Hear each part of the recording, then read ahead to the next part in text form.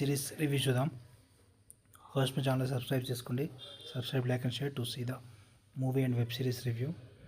మహారాణి 4 మూవీ వచ్చే వరకు మెయిన్ క్యారెక్టర్ వచ్చేసి హుమా ఖురాషీ. తనకు వచ్చేసి వాళ్ళ కొడుకులు బిడ్డలు పెద్ద అవుతారు. కూతురు క్యారెక్టర్ వచ్చేసి శ్వేతా బసు. ఇద్దరు కొడుకులు ఉంటారు. ఒక కొడుకు వచ్చేసి తనతో పాటే ఉంటారు.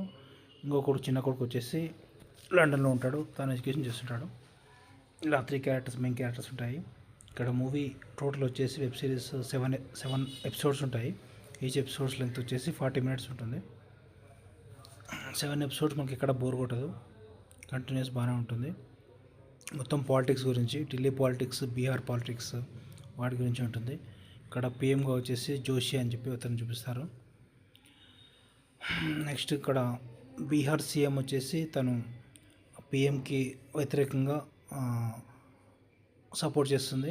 తను వచ్చేసి లంచం చాలా తీసుకుంటారని చెప్పి, తన పాలన సరిలేదని చెప్పి తనకు వ్యతిరేకంగా పార్టీ ఇక్కడ ఢిల్లీలో పోటీ చేయడం ట్రై చేస్తుంటుంది.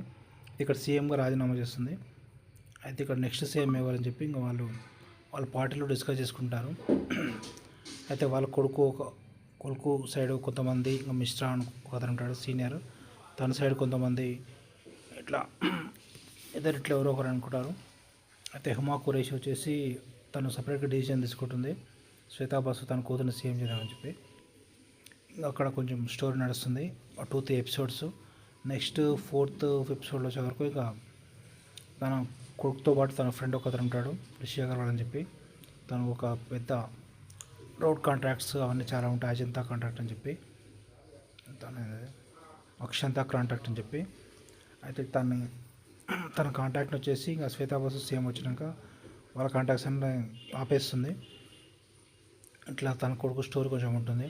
నెక్స్ట్ తన కొడుకుని వచ్చేసి ఢిల్లీలో పోటీ చేయాలని చెప్పి ఢిల్లీకి పంపిస్తుంది. ఇట్లా ఎపిసోడ్స్ అన్ని స్టోరీ నడుస్తుంటుంది. క్లైమాక్స్లో వచ్చేసి ఈ సునీల్ జోషి వచ్చేసి వీళ్ళకి వ్యతిరేకంగా చెన్నైలో ఒక అతను ఉంటాడు, చెన్నై సీఎం, తనకి మీట్ అవుతాడు.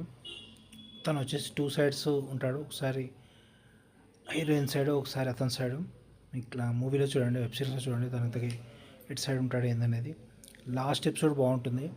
లాస్ట్ క్లైమాక్స్లో వచ్చేసి ఇంకా జోషి వాళ్ళ కొడుకుని ఎంగేజ్మెంట్ అప్పుడు ఏం చేశాడు, ప్లస్ దానికి రివెంజ్గా వాళ్ళ కొడుకు జోషిని ఏం చేశాడు ఏంటి, అది బాగుంటుంది. Last 7th episode.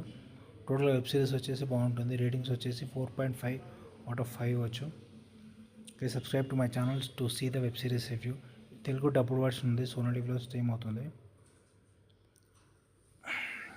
ఇంకా సబ్స్క్రైబ్ టు మై ఛానల్.